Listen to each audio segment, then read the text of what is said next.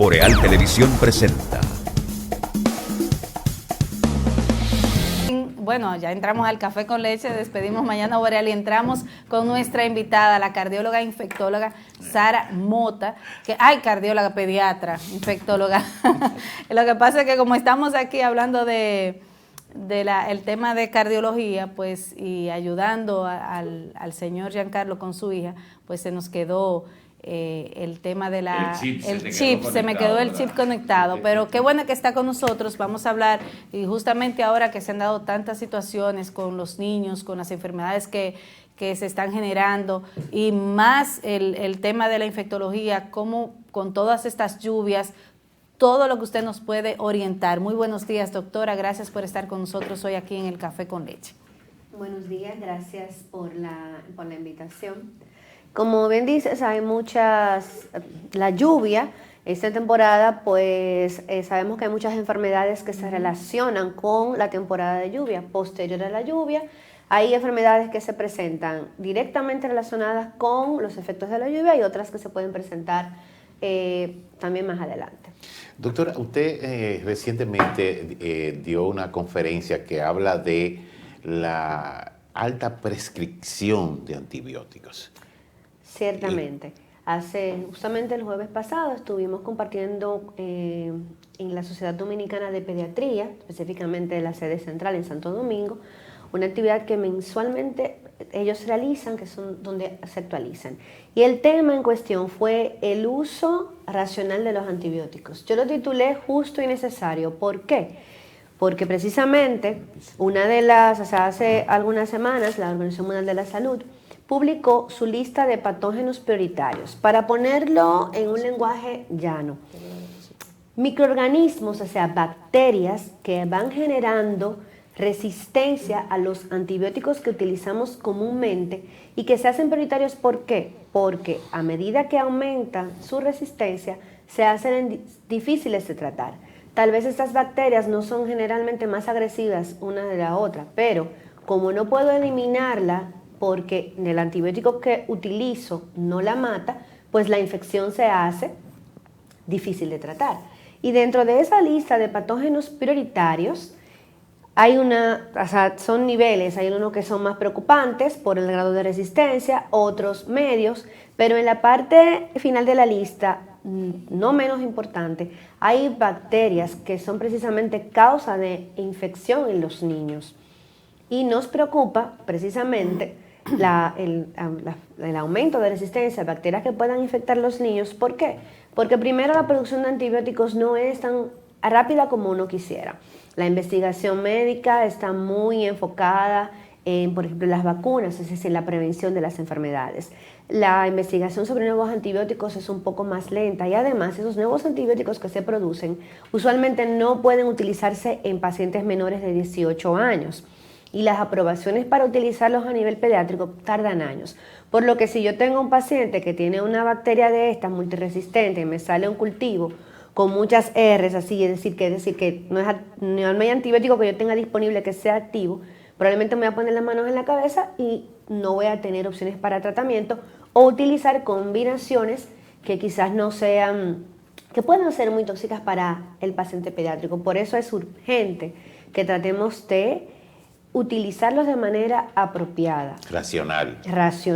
Doctor, ¿cuáles serían los efectos en caso de no usarlos racional? ¿Cuáles serían los efectos? Porque estamos hablando de diferentes edades, desde niños hasta 18 años. Entonces, en caso de esto, por ejemplo, las investigaciones que se han hecho hablan del uso indiscriminado. Por ejemplo, la mayoría de médicos te recomiendan 7 días, 2 veces al día. Entonces también uno mismo como padre se receta. Uno dice, bueno, se automedica. Esto dio resultado y vamos a probar. Bueno, el desayuno se hizo básicamente con profesionales donde los colegas los llamábamos a indicarlos cuando es necesario. Basándonos en ciertas preguntas. Por ejemplo, yo tengo un paciente enfrente de mí, tiene una condición que necesita antibióticos. Bueno, tal vez. Ahora bien, la condición que mi paciente tiene amenaza inmediatamente su vida. No. Entonces yo puedo hacer estudios que me confirmen si esa infección que tiene es por bacterias y puedo utilizar antibióticos. Escúcheme que la interrumpa, pero ¿en qué enfermedades, para que la gente más o menos entienda, no están indicados los antibióticos? ¿Y cuál es la diferencia en tratar una enfermedad producto de un virus y una enfermedad producto de una bacteria?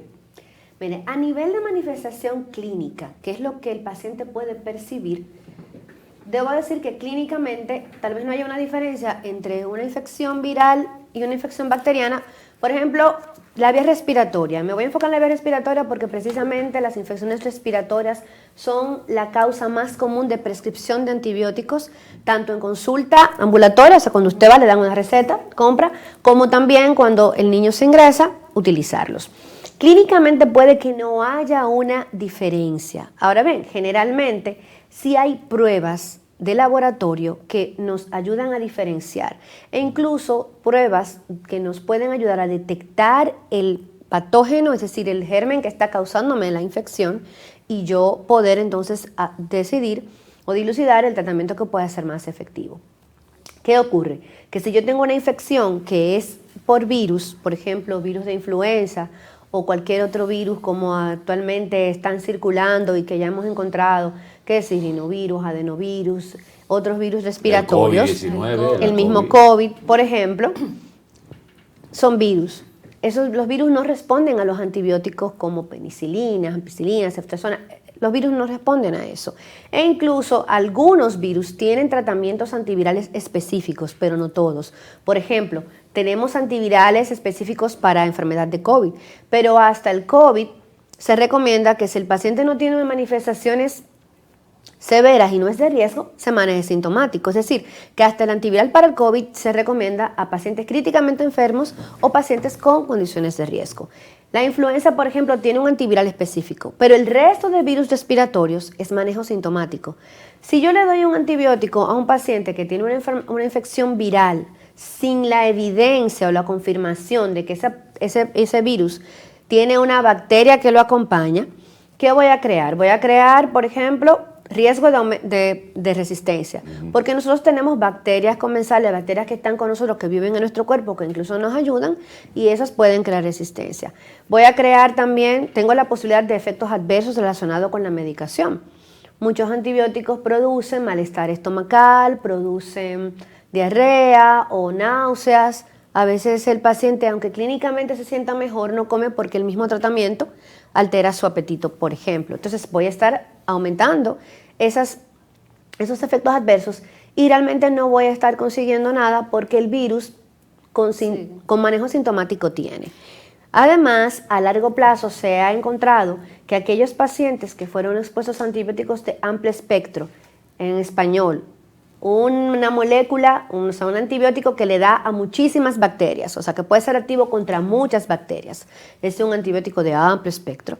Esos bebés que utilizaron antibióticos, más adelante se ha comprobado que son más propensos a tener obesidad infantil, alergias, enfermedad celíaca, entre otras cosas. ¿Y cuál es la relación entre los antibióticos y la obesidad? O sea, ¿qué es la genera? Porque se altera el microbioma y cada vez hay más investigaciones sobre cómo puede, ya se habla de un cerebro a nivel intestinal y un cerebro, o sea, el cerebro que conocemos, ¿no? A nivel cefálico.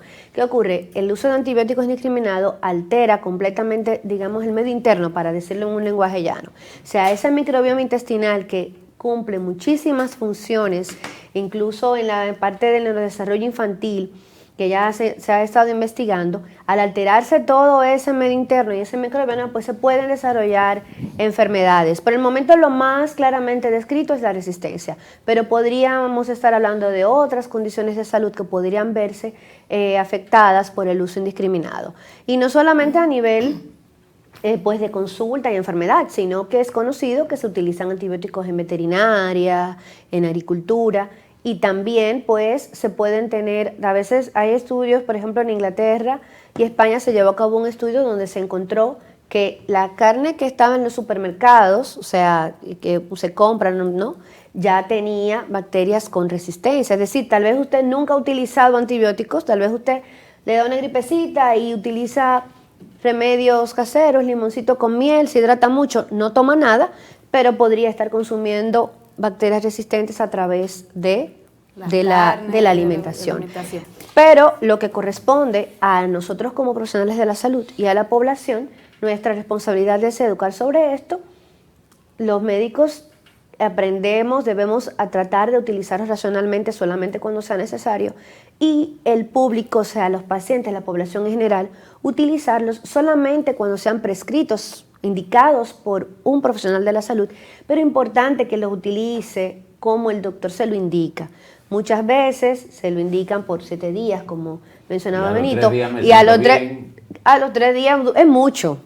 Ya hoy amanezco bien y se me olvida. Hay una situación peor, que es eso lo que es yo letal. digo, que es que la mayoría de médicos tienen laboratorios que los patrocinan y entonces recetan esos. Se está metiendo para lo hondo ahí, Benito. Porque Y eso es otro tema. Eso es otra cosa. Ese es otro tema. La combinación de antibióticos siempre a mí me ha llamado la atención. Esta es una curiosidad. Generalmente se buscan protectores estomacales porque podrían generar algún tipo de laceración o, como llama la gente, acidez, gastritis.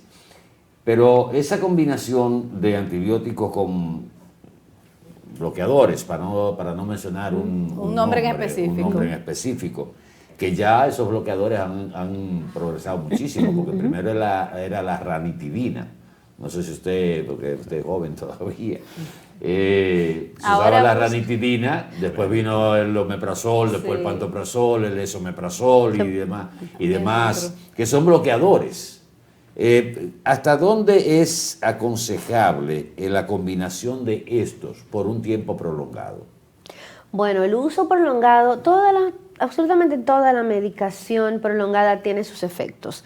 Y el uso prolongado de bloqueadores de la acidez estomacal, para decirlo de una manera llana, pero los mecanismos son diferentes, pues puede llevar también incluso a sobreinfección, porque la acidez del estómago elimina algunas bacterias que uno ingiere. Por ejemplo, el poder del Helicobacter pylori es que es resistente a ese ácido, pero hay muchas bacterias que al llegar al estómago se La lisan. defensa del cuerpo es del ácido. Es parte. De hecho, nosotros tenemos muchos mecanismos de defensa, como se conocen, innatos. O sea, innatos se refieren a que no son respuestas específicas a un germen así. O sea, por ejemplo, la respuesta específica es la de anticuerpos. Para eso la bacteria o el virus está en nuestro sistema. Pero nosotros tenemos sistemas innatos. O sea, por ejemplo, las lágrimas tienen enzimas que se llaman lisosima. Muchas veces cuando tenemos, por ejemplo, nos cae una pajita, usted comienza a lagrimear para que eso se expulse.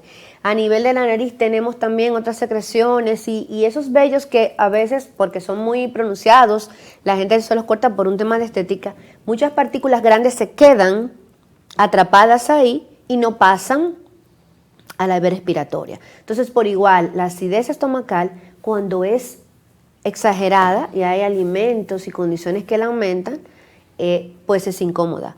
Pero el nivel de pH, o sea, el nivel de acidez estomacal que tiene que haber, que es el que no nos molesta, pues hace que algunas bacterias que caen ahí sean inviables. Y cuando se utilizan los bloqueadores, entonces resulta que que el estómago queda en estado de indefensión. Bueno, lo que pasa es que eso lo protege por el efecto que a veces tiene el antibiótico en el estómago. Sin embargo, sería lo mismo, no soy gastroenteróloga, pero como médico puedo decir que igual los inhibidores de acidez deben ser utilizados también bajo prescripción y no indiscriminadamente y no por mucho tiempo. Porque también con el inhibidor de acidez, el inhibidor de bomba de protones del estómago, con el antibiótico pasa lo mismo. Ese antibiótico que usted se tomó, o sea, que le indicaron por 5 días, si usted se lo tomó 2, pero le quedaron, en el caso del adulto, unas cuantas capsulitas o quedó suspensión, pasan, por ejemplo, eso se conserva en la nevera, se conserva muy bien, y en unas cuantas semanas, unos cuantos días, resulta que, mi niño tiene unos síntomas parecidos. Ay, el mío tenía eso y me indicaron eso, y entonces le doy ese mismo. O si no me queda muestra, recuerdo el nombre porque le hice una foto, mira, Dale Eso fue lo que yo le a di. fulanito me le indicaron eso, úsalo también. Y por supuesto que a los 2 días él se va a mejorar y también lo va a dejar de usar. Entonces, estamos en esa, y por eso es que sugerimos a las personas que no se automediquen, que vayan donde el médico, que sean evaluados, y a los colegas que siempre nos preguntemos, ¿es indicativo de antibióticos esta situación? Puede utilizar, o sea, hay muchísimas pruebas que están a nuestro alcance que nos pueden ayudar a dilucidar o a diferenciar si este proceso respiratorio que tengo, estos mocos que tengo, esta gripe, incluso este malestar, ¿es por bacterias o es por virus? Si solamente voy a dar manejo sintomático o si debo dar antibióticos. Y como decía unos minutos atrás, una de las preguntas que debemos hacernos los médicos es, ¿esta condición que tiene amenaza, o sea, si yo no le doy antibióticos, mi paciente puede complicarse? ¿Esa amenaza la vida inminentemente? Si la respuesta es sí, entonces yo puedo indicarlos de manera empírica, o sea, de manera basada en epidemiología local, en datos que nos dicen que para tal síndrome se usa tal antibiótico, pero inmediatamente tengo resultados, basándome otra vez en la clínica del paciente y resultados que me descarten, pues yo los suspendo. Doctora, mire, en el caso, por ejemplo, voy a hablar con conocimiento de causa. Se da que los niños, después de un año, que entran a la escuela, que entran al colegio, que tienen contacto con otros niños, después de pasar ese año en casa, empiezan a presentar muchísimas situaciones. En una oportunidad, yo tengo una niña de 4 años, cuando hablo con una amiga mía, doctora, que es cardióloga, le digo, mira, pero yo no salgo de una con Camil. Me dijo, date tranquila que ella se está inmunizando. Entonces, ¿pero qué pasa? Tú terminas de una gripe, le da un herpes, le da una gripe, si se baña en la piscina está peor, empieza a generar una alergia de asma. ¿Cómo tú puedes, o sea, con todas esas situaciones, quedarte tal vez tranquila porque la muchacha se está inmunizando? Se está inmunizando.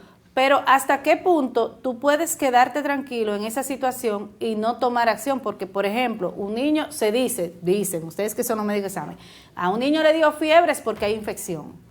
¿Hasta qué punto podemos accionar, podemos interactuar o cada vez que pasa una situación al médico?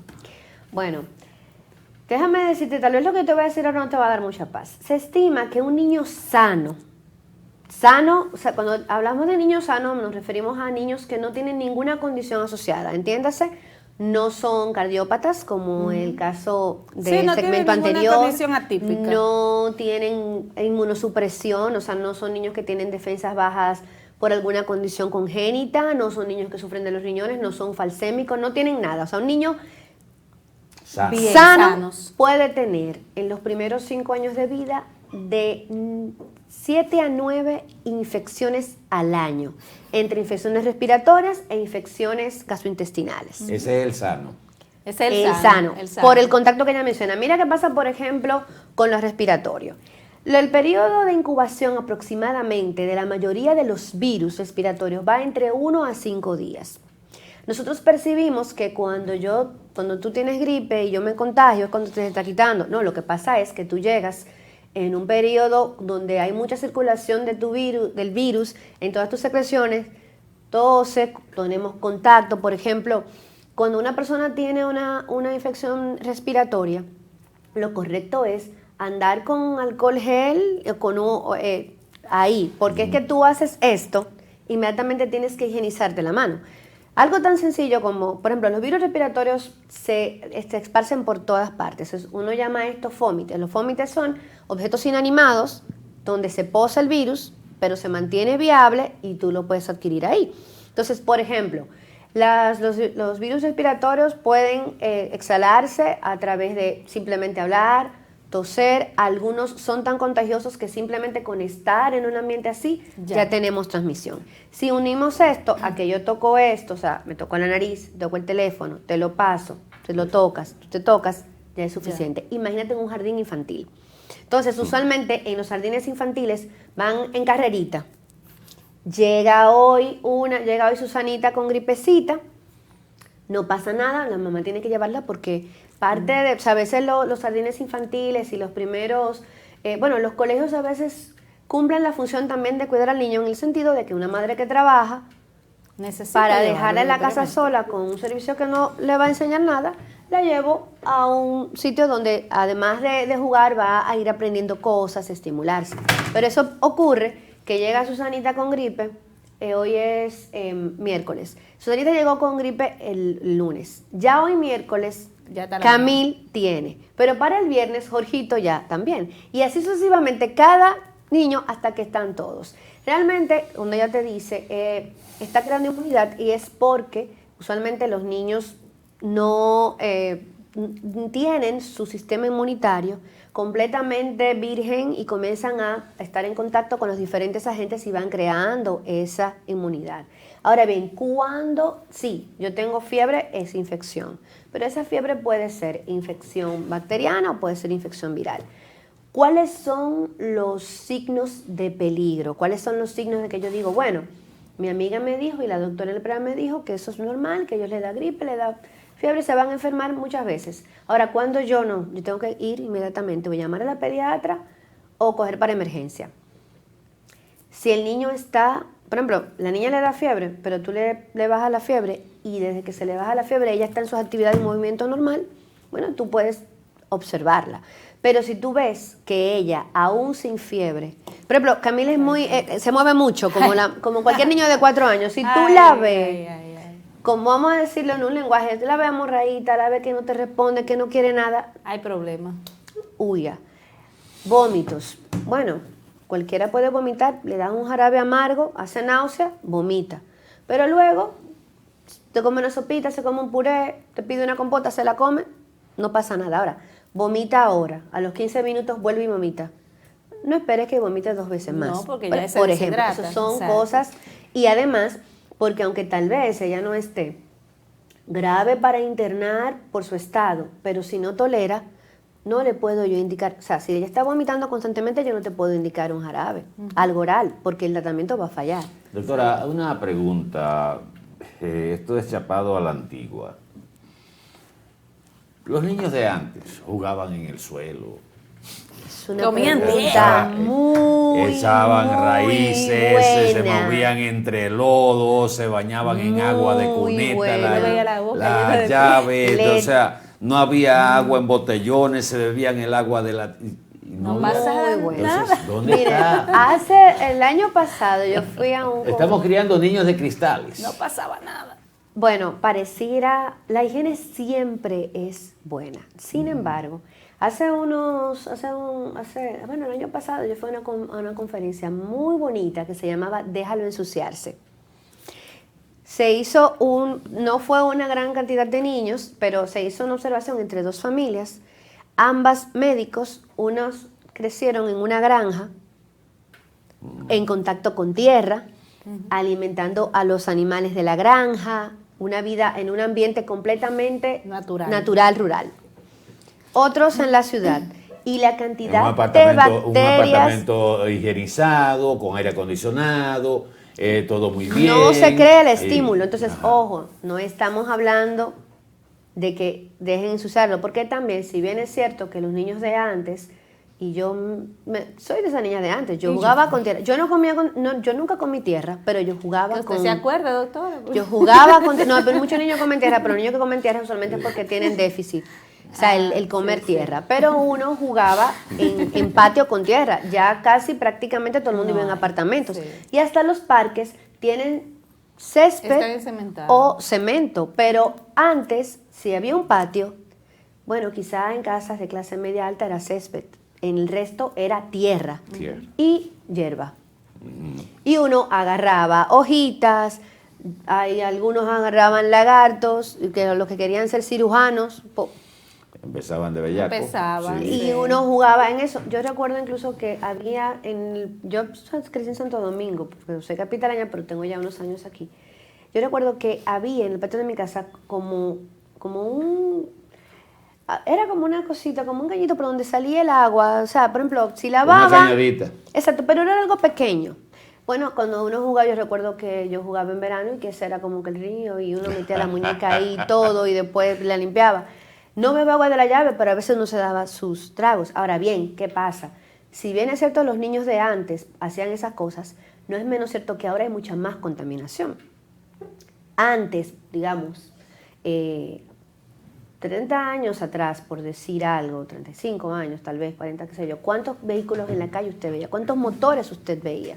Entonces también el nivel de contaminación ahora es mayor. Comida procesada. Antes uno salía a comer helado o pizza o lo que fuera, quizás una vez. Ahora los niños comen comida procesada diario. Y nosotros mismos. Entonces, ciertamente sí, hay un ambiente pues más aséptico ahora, más cerrado, se cuida más.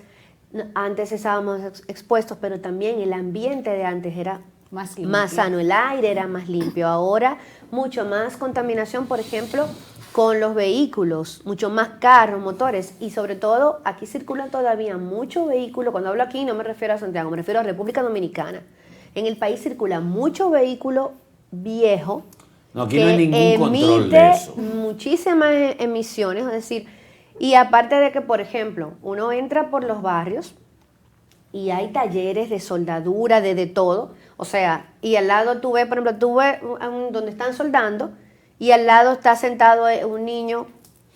Entonces, hay muchas, o sea, el tema es sumamente amplio y denso. Sí, a mí me gustaría que usted me enviara. Pero básicamente, disculpe que le interrumpa, ciertamente los niños tienen que ser expuestos a algunas... Esa es la conclusión. O sea, yo creo que usted se está inscribiendo en la misma corriente que yo estoy digo, de acuerdo también. Que el muchacho tiene que, como usted hizo la comida... A mí me gustaría que usted me enviara esa conferencia, doctora. Incluso, se lo voy a pedir en público. Bueno, lo que pasa es que esa de déjalo que se ensucie no es mía.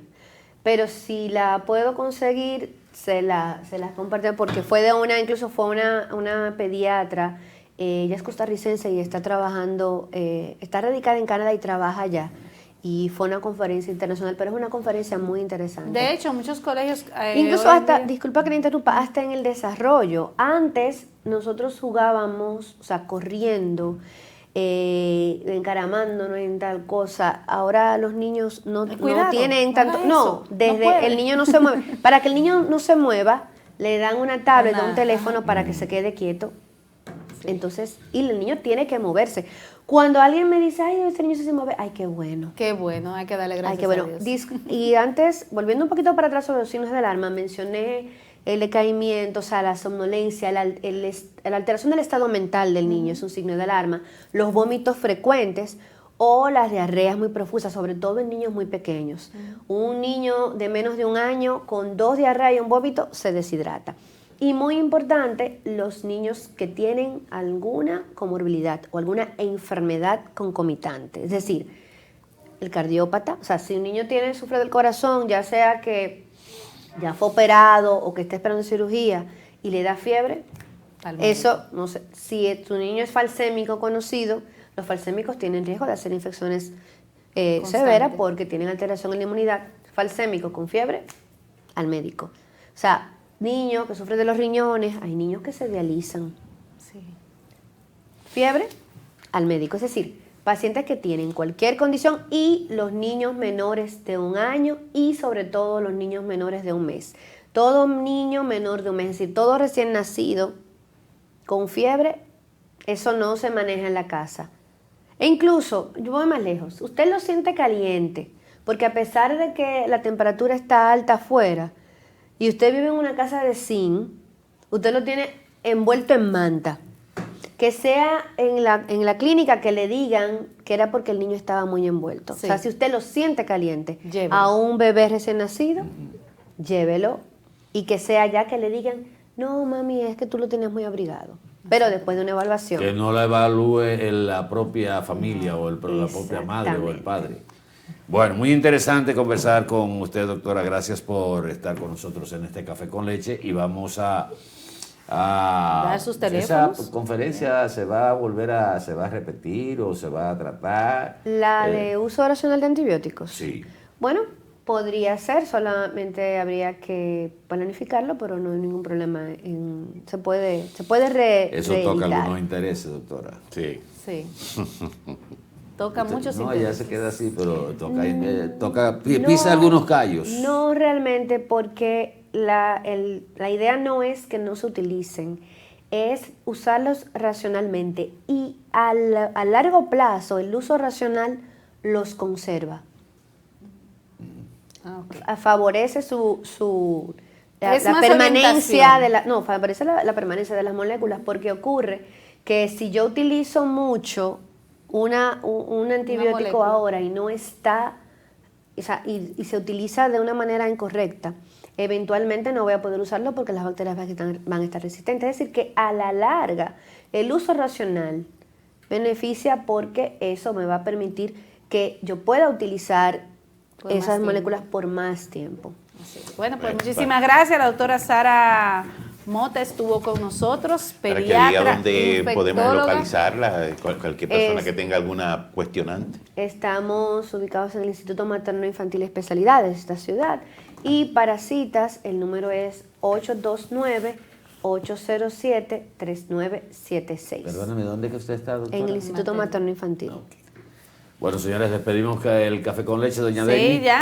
Mañana no se trabaja. Si ustedes quieren venir, pueden venir. El no hay lunes problema. nos vemos, un puente. No, nos vemos el el viernes. viernes Ah, aquí. que nos Sería vemos. genial.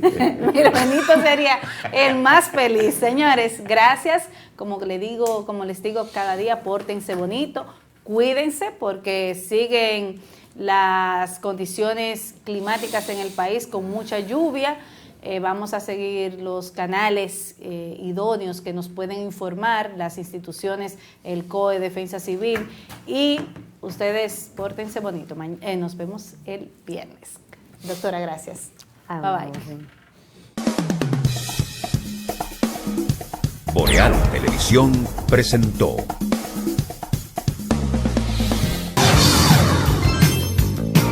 Estás viendo Boreal Televisión, Voz Dominicana.